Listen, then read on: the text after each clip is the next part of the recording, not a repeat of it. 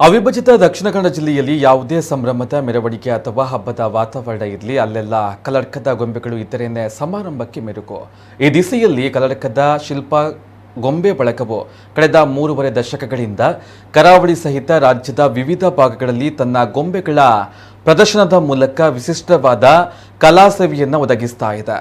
ಇದೀಗ ಮೂಡಬಿದ್ರೆಯ ಆಳ್ವಾಸ್ ಶಿಕ್ಷಣ ಸಂಸ್ಥೆಯ ಆವರಣದಲ್ಲಿ ಡಿಸೆಂಬರ್ 21 ಅಂದರೆ ನಾಳೆಯಿಂದ 27ರ ತನಕ ನಡೆಯಲಿರುವಂತಹ ಭಾರತ ಸ್ಕೌಟ್ಸ್ ಮತ್ತು ಗೈಡ್ಸ್ನ ಅಂತಾರಾಷ್ಟ್ರೀಯ ಸಾಂಸ್ಕೃತಿಕ ಜಾಂಬೂರಿಯಲ್ಲಿ ಭಾಗವಹಿಸಿ ಅಂತಾರಾಷ್ಟ್ರೀಯ ಮಟ್ಟದಲ್ಲಿ ಗಮನ ಸೆಳೆಯಲು ಕಲ್ಲಡ್ಕದ ಗೊಂಬೆಗಳು ಅಣಿಯಾಗಿವೆ.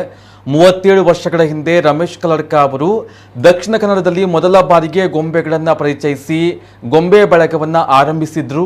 ಇದೀಗ ಈ ಸಾಂಸ್ಕೃತಿಕ ಜಾಂಬೂರಿಯಲ್ಲಿ ಶಿಲ್ಪ ಗೊಂಬೆ ಬಳಗದ 50 ಬೃಹತ್ ತಟ್ಟಿರಾಯಗಳು ಸೇರಿದಂತೆ 150ಕ್ಕೂ ಅಧಿಕ ಗೊಂಬೆಗಳು ಭಾಗವಹಿಸಲಿವೆ.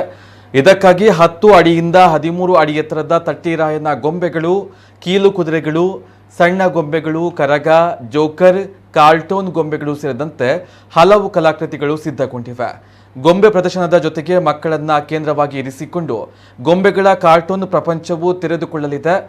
ರಮೇಶ್ ಕಲ್ಲಡ್ಕರ್ ಅವರ ಪುತ್ರ ನಿತಿನ್ ಅವರ ನೇತೃತ್ವದಲ್ಲಿ ಕಾರ್ಟೂನ್ನಲ್ಲಿ ಕಾಣಸಿಗುವಂತಹ Mickey Mouse, Minnie Mouse, Motu Patlu, Masha, Tom Jerry, Chhota Bheem, Donald Duck ಮೊದಲಾದ ಗೊಂಬೆಗಳು ಜಾಂಬೂರಿಯ ಸಂದರ್ಭದಲ್ಲಿ ಲೋಕಾರ್ಪಣೆಯಾಗಲಿವೆ.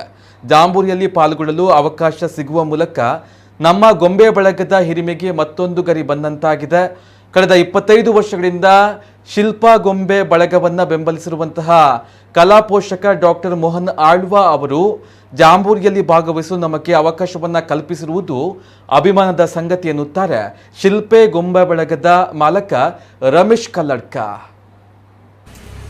ಮೂಡಬಿದ್ರೆಯ ಆಳ್ವಾಸ್ ವಿದ್ಯಾ ಕೇಂದ್ರದ ಮೋಹನ್ ಆಳ್ವರು ನಮಗೆ ಸಾಧಾರಣ 25 ವರ್ಷಗಳಿಂದ ಈಚೆಗೆ ಕಾರ್ಯಕ್ರಮ ಕೊಡುತ್ತಾ ಬರ್ತಾ ಇದ್ದಾರೆ. ಎಲ್ಲಿ ನಡೆದರೂ ನಮ್ಮ ಒಂದು ತಂಡಕ್ಕೆ ಶಿಲ್ಪ ಗೊಂಬೆ ಬಳಗ ಕಲ್ಲಡ್ಕ ಈ ತಂಡಕ್ಕೆ ಅವಕಾಶ ಕೊಡ್ತಾ ಇದ್ದಾರೆ. ನಮಗೆ ಭಾಳ ಸಂತೋಷವಾಗ್ತದೆ. ಅಲ್ಲದೆ ಈ ಬಾರಿ ಅಂತಾರಾಷ್ಟ್ರೀಯ ಮಟ್ಟದ ಜಾಂಬೂರಿ ಕಾರ್ಯಕ್ರಮದಲ್ಲಿ ನಮ್ಮ ಎಲ್ಲ ಗೊಂಬೆಗಳು ಬರಬೇಕು, ಭಾಗವಹಿಸಬೇಕು ಅಂತ ಆಹ್ವಾನ ಕೊಟ್ಟಿದ್ದಾರೆ. ನಾವು ಹೋಗ್ತಾ ಇದ್ದೇವೆ, ಅದಕ್ಕೆ ತಯಾರಿ ನಡೀತಾ ಇದೆ. ಅಲ್ಲದೆ ಅವರು ಇದಕ್ಕಿಂತ ಮೊದಲೇ 40 ಬೇತಾಳ ತಟ್ಟಿರಾಯ ಗೊಂಬೆಗಳನ್ನು ಮಾಡಿಸಿದ್ದಾರೆ. 10 ಗೊಂಬೆಗಳನ್ನು ಮಾಡಿಸಿದ್ದಾರೆ. ಜೊತೆಗೆ 50 ಚಿಕ್ಕ ಗೊಂಬೆಗಳನ್ನು ಕೂಡ ಮಾಡಿಸ್ತಾರೆ. ನಮಗಂತೂ ಬಹಳ ಸಂತೋಷವಾಗ್ತಿದೆ. ಈ ಅಂತಾರಾಷ್ಟ್ರೀಯ ಮಟ್ಟದಲ್ಲಿ ಒಂದು ಅವಕಾಶವನ್ನು ಗಿಟ್ಟಿಸಿಕೊಟ್ಟಂಥ ಮೋಹನ್ ಆಳ್ವರಿಗೆ ನನ್ನ ಅಂತರಾಳದ ಧನ್ಯವಾದಗಳನ್ನು ಅರ್ಪಿಸ್ತಾ ಇದ್ದೇನೆ.